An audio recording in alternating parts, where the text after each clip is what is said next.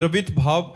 महाराज जी हम जैसे नीच तो देखो, जब भक्ति रंग लाती है और अहंकार नष्ट हो जाता है तो सब में महानता दिखाई देती है और अपने में नीचता दिखाई देती है। देखो, सूरदास जी महाराज इतने बड़े महापुरुष हैं कि स्वयं भगवान सामने बैठ करके पद सुनते हैं और वो आंख मूंदे हुए पद सुनाते हैं। वाह वाह, स्वयं भगवान करते हैं, बाबा और सुनाओ। फिर उनकी लीला के रस भरे पद सुनाते हैं। वह सूरदास जी महाराज कह रहे, मौसम कौन कुटिल खल कामी, जिन मुख को तन दियो ताको न भजन कियो, ऐसो नमक हरामी। मौसम कौन कुटिल खल कामी।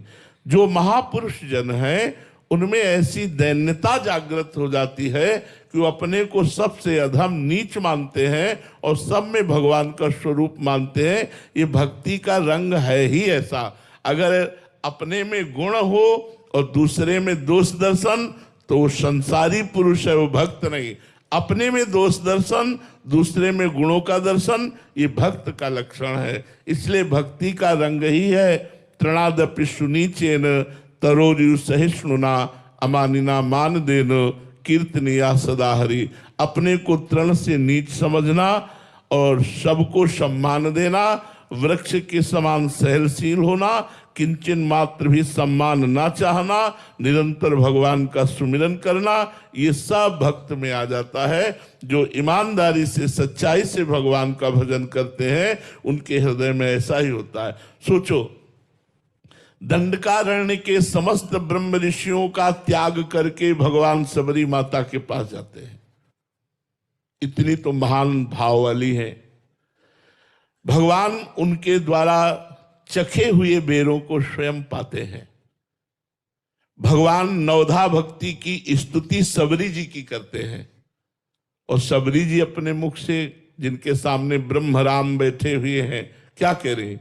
अधम ते अधम अधम अति नारी, तीन माह में मति मंद अघारी। हे पापों का नाश करने वाले प्रभु, मैं अधम से अधम, प्रभु मैं अधम हूं।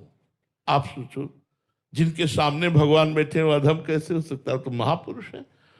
हनुमान जी महाराज विभीषण जी से मिलते हैं, विभीषण जी से अपना परिचय बताते हैं और बाद में कहते हैं, असमय अधम सखा सुनु मोहु पर रघुवीर। मैं ऐसा अधम हूं पर मेरे पर भी भगवान की कृपा है। हनुमान जी ज्ञानी नाम अग्रगण्यम बुद्धिमताम वरिष्ठम, भक्ति के आचार्य।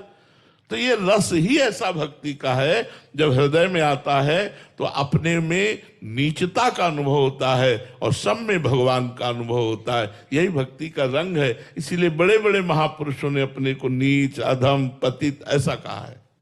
जितेंद्र पाल जी कानपुर से, राधा वल्लभ श्री हरिवंश। गुरुदेव, गुरुदेव भगवान ने मांग की है, निर्मल मन जन सो मोहि पावा, मोहे कपट छल छिद्र न भावा।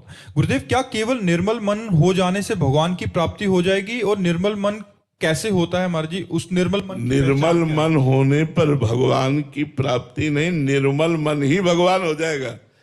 इंद्रियाणाम मनस्यास्मि, इंद्रियों में मैं मन हूं, भगवान श्री कृष्ण कहते हैं।